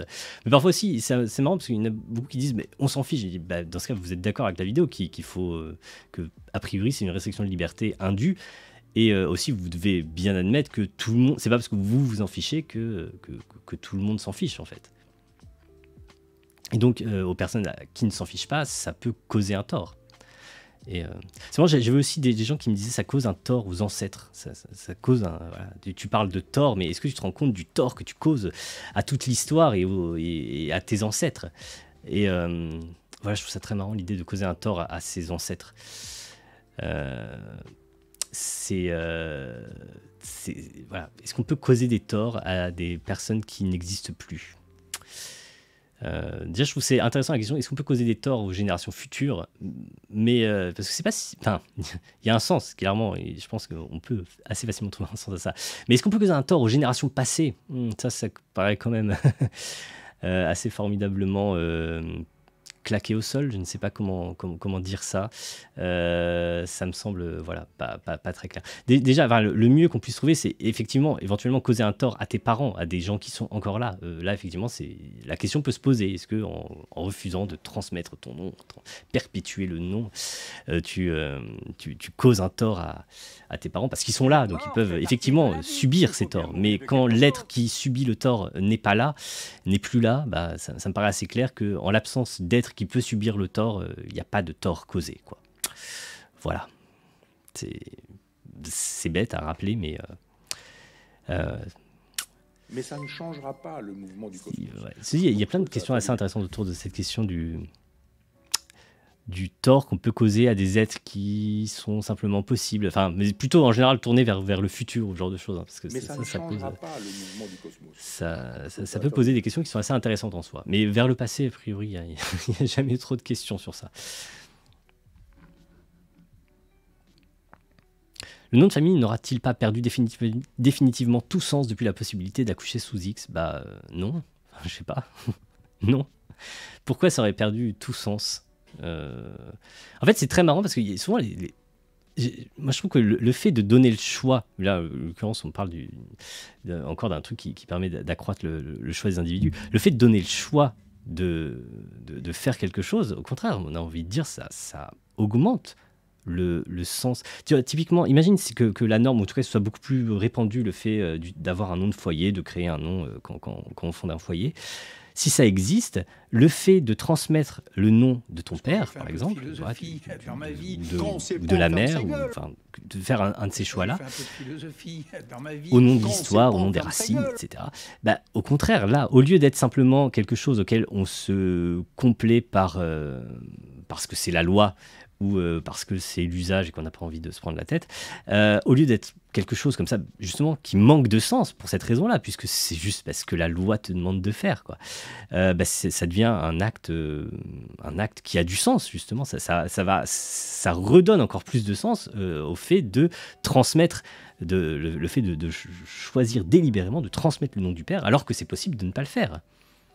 Au contraire, ça augmente le sens, ça accroît le sens qu'on donne de ce type de choses. Donc arrêtez de vous plaindre qu'on enlève le sens, on perd enfin bref, ce truc-là me foudroie, me fume, je ne sais pas.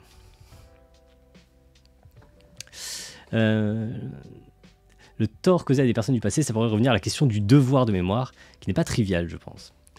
Oui, c'est intéressant, le truc du devoir. Mais moi, je pense que, déjà, tu vois, on est sur une... C'est le truc de philo qui fait cette remarque, et je pense que c'est intéressant, effectivement, parce que le devoir de mémoire, effectivement, c'est un devoir qu'on a envers qui, exactement?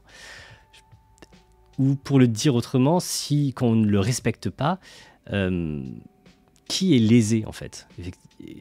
C'est typiquement un de ces cas où on a envie de dire, il y aurait... Soit on va essayer de le traduire en disant, quelque part, on lèse, par exemple, les descendants, on lèse, ça cause un tort aux témoins de cette histoire qui sont encore là, ou à leurs descendants. Et ça cause... En tout cas, on va chercher des personnes qui subissent des torts, des personnes qui existent au temps présent. Et je pense que c'est très difficile d'admettre, ou alors on est vraiment sur un champ complètement déontologique. On dit, c'est effectivement, il n'y a pas, c'est un principe, c'est tout. Et c'est un principe dont l'infraction ne cause pas de tort, mais c'est un principe. Mais si on est dans une logique, on se pose quand même des questions relatives. Enfin, moi j'ai tendance à être, disons, conséquentialiste, et donc à poser les choses en termes de tort. Dire, quand il y a quelque chose, pour que vraiment je considère que quelque chose est condamnable moralement, il faut chercher qui est lésé, qui a subi un tort, qui est malheureux là-dedans. Et si on peut vraiment pas le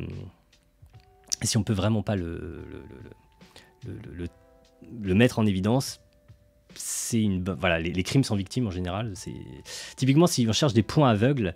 Je pense que Ruenogien est quelqu'un de très très bien pour chercher des points aveugles dans notre morale. Je pense que tout ce qui est crime sans victime, c'est des très bons candidats de points aveugles. Et Ruenogien aimait beaucoup parler de ça, des crimes sans victime. J'ai vu passer l'idée que le devoir de mémoire... alors voilà, ça défile, puis j'ai perdu. Le devoir de mémoire est plutôt orienté vers les générations futures, pour le coup. Oui, par exemple, on pourrait se dire, garder des traces de ce qui s'est passé, etc. Si on ne le fait pas, on lèse les générations futures qui ne pourront pas savoir, etc. Donc là, c'est typiquement un tort qui est fait. Alors, effectivement, c'est le cas un peu particulier, tort causé à des personnes qui n'existent pas encore. Mais oui, on peut avoir ça a clairement un sens de le dire dans ce sens-là. Voilà. On laisse plutôt les générations futures, dit aussi Ugali 1705, et le but le plus légitime semble être de ne pas oublier ce qui s'est passé pour éviter de recommencer, et notamment se rappeler que l'humanité peut être dangereuse pour elle-même. Voilà, oui, mais typiquement là on essaie d'interpréter ce devoir-là, et en particulier quel tort cause le fait de ne pas le respecter, en identifiant des êtres qui subissent ces torts, soit au temps présent, soit futur.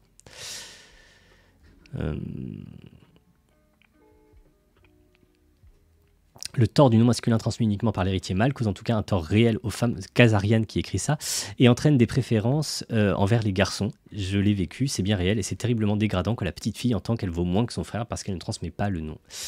Mais oui, je l'ai lu très souvent dans les commentaires de la vidéo, effectivement.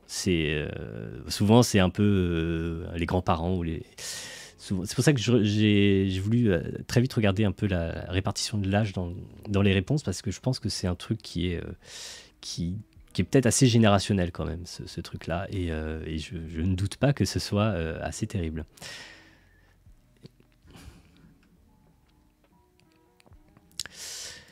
Voilà, il est bientôt 21h30, et je pense que 1h30 de ce live, c'est bien, c'était raisonnable. Je vais vous tenir au courant, je vais essayer de refaire des lives. Alors, pour tout vous dire, voilà, parce que... comment ça se passe sur Twitch alors, parce que je découvre Twitch. Pour devenir affilié Twitch, il faut faire 7 lives en 30 jours. Donc, ce qui est quand même relativement beaucoup. Bon, après, je crois que je peux même faire des lives, genre je peux allumer la caméra, rester 5 minutes et repartir, ça comptera quand même comme un live. Il y a d'autres conditions, mais les autres conditions, elles sont facilement remplies. Donc, ça veut dire que je vais probablement en refaire à l'avenir, histoire d'être affilié Twitch. Voilà, j'aurai au moins cette satisfaction. Ça me permettra d'avoir des subs. J'ai mis des super animations aussi pour les subs, donc quand même, je suis un peu triste qu'elles soient pas débloquées. Et puis voilà, puis je trouve ça agréable. Je n'ai pas encore tout à fait apprivoisé les choses, mais je trouve ça agréable. Je trouve que ça se passe plutôt bien. Voilà, je ne sais pas ce qu'en pense le modérateur, si les gens sont sages. Mais il paraît que les gens sont sages globalement, et donc très bien. Merci Bertrand Ruissel et Akessa76. Puis c'est amusant, je vois des noms de pseudos que je vois souvent qui me sont plus ou moins familiers, souvent. Voilà, donc ça fait plaisir de voir un peu plus que sur YouTube. Bah oui, c'est vrai que sinon j'étais sur TikTok aussi.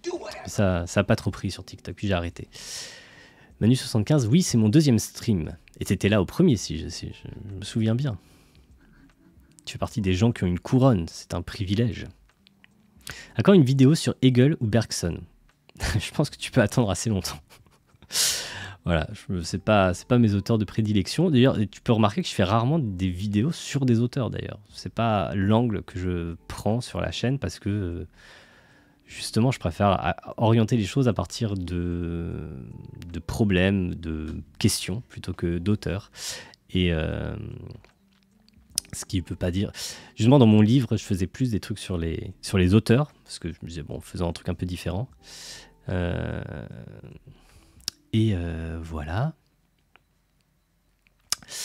La philo sur Twitch, ça semble pas mal. Ben, écoute, merci. Et les philosophes, Bergson. Clégac, tu m'auras fait ouvrir un compte sur TikTok et maintenant sur Twitch. Ah oui, je suis désolé de t'avoir fait ouvrir un compte sur TikTok. Je te dis, il y a des très belles choses sur TikTok. Il faut juste passer les quelques heures d'éducation de l'algorithme, où il faut lui expliquer ce qui t'intéresse et ce qui t'intéresse pas. Mais à partir du moment où il a identifié ce qui t'intéresse, il y a vraiment des trucs très très très chouettes. Donc voilà. Pendant un moment, j'aimais bien faire ça, mais maintenant je suis plus du tout. Lé est encore dessus sur TikTok, je ne sais pas. En tout cas, il poste plus. Et oui, peut-être. Tiens, je vais proposer à Lé de. On va peut-être essayer de faire un axiome, par exemple. Comme ça, voilà, ça fera un live de plus. Et on va essayer de ne pas faire un truc trop long. Faut voir si ça l'intéresse, puis s'il a le temps, parce que j'ai toujours l'impression qu'il fait 1000 choses. Je ne sais pas comment il a le temps de faire tout ce qu'il fait. Bonsoir Eraser Monolith. Merci pour toutes tes vidéos sur YouTube et tes lectures des histoires de Greg Egan. Bah de rien, c'est un vrai plaisir. D'ailleurs, j'aimerais bien lire une autre nouvelle. Je ne me souviens plus si... Je crois qu'on en avait parlé la dernière fois. Je cherche des idées. J'avais noté... Ah oui, si, oui, on avait parlé. Je me souviens même que j'avais noté quelque chose. En tout cas...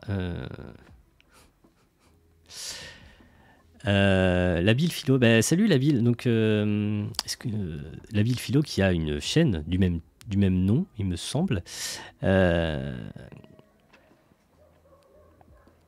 Salut, n'as-tu pas une intuition morale sur laquelle il faudrait respecter par exemple les dernières volontés de quelqu'un, genre être enterré à tel endroit, etc. Quand bien même ça ne ferait de préjudice à personne. C'est intéressant comme question. Effectivement, je pense que j'ai cette intuition morale. Je pense qu'elle est très répandue. Et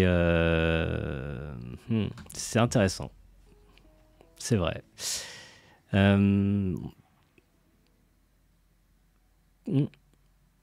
un bon exemple. C'est un très bon exemple. Je me sens que je faisais...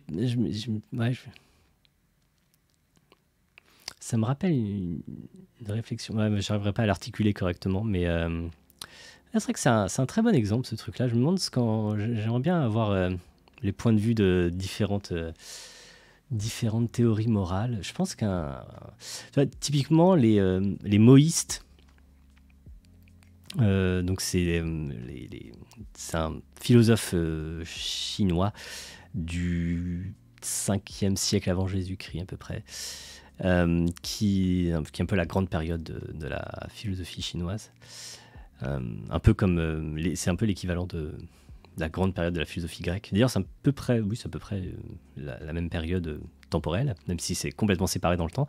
Donc il y a ce philosophe qui s'appelle Mo, et son école, le moïsme. Et le truc assez marrant, c'est que c'est un peu les premiers conséquentialistes. J'en parlais en fait dans ma vidéo sur le conséquentialisme notamment. Et un des trucs qui les caractérisait, alors qu'on était justement dans une société qui accordait énormément d'importance au respect des ancêtres, au point que le confucianisme, c'est quasiment une sorte de religion qui tourne un peu autour de ça. C'est pas, il n'y a pas vraiment de Dieu, donc c'est un peu bizarre de parler comme de religion, mais vraiment le respect des ancêtres, en particulier la période de deuil qui doit suivre la mort d'un parent est un truc hyper important, c'est vraiment central dans la pensée chinoise. Et les maoïstes, justement, ils étaient totalement opposés à ça. Ils disaient non, au contraire, justement, il ne faut pas faire ça. C'est parce que ils étaient conséquentialistes, quoi. Et il y avait ce côté, ça sert à rien, quoi. Ça nuit à l'activité économique. Et, les maoïstes, c'était des conséquentialistes assez particuliers qui disaient, en gros, ce qui est bien, ce qui est moralement souhaitable, c'est ce qui contribue à la stabilité. C'était un peu la période où il y avait énormément de guerres en Chine, la période des trois royaumes, et ce qui contribue à la paix, à l'accroissement de la population et à la production agricole ou un truc comme ça, je crois. En gros, à nourrir les gens, à ce qu'il y en ait plus et ce qui ne se fasse pas la guerre. Et donc, voilà, le deuil, ça rentre pas du tout dans ces cases-là, donc c'est pas bon. Faut pas faire ça. Et voilà, je pense que les conséquentialistes vont un peu aller à l'encontre de cette intuition morale et dire en fait non. Après tu peux avoir des trucs du genre si tu es un utilitariste de la règle, comme d'habitude les utilitaristes de la règle ils peuvent toujours s'en sortir et donc oui, là, je pense que tu peux défendre le truc en disant c'est important de respecter la parole donnée de façon générale. Là, même si de fait, la personne qui pourrait bénéficier de ce que tu fais pour elle, elle n'est plus là, donc finalement, il n'y a pas tellement de bénéfice à tenir la parole, mais il y a un bénéfice à entretenir la norme de tenir la parole donnée. Et oui, je pense que ça peut se défendre. Donc, ouais, c'est un bon exemple. Merci de m'avoir suggéré ça.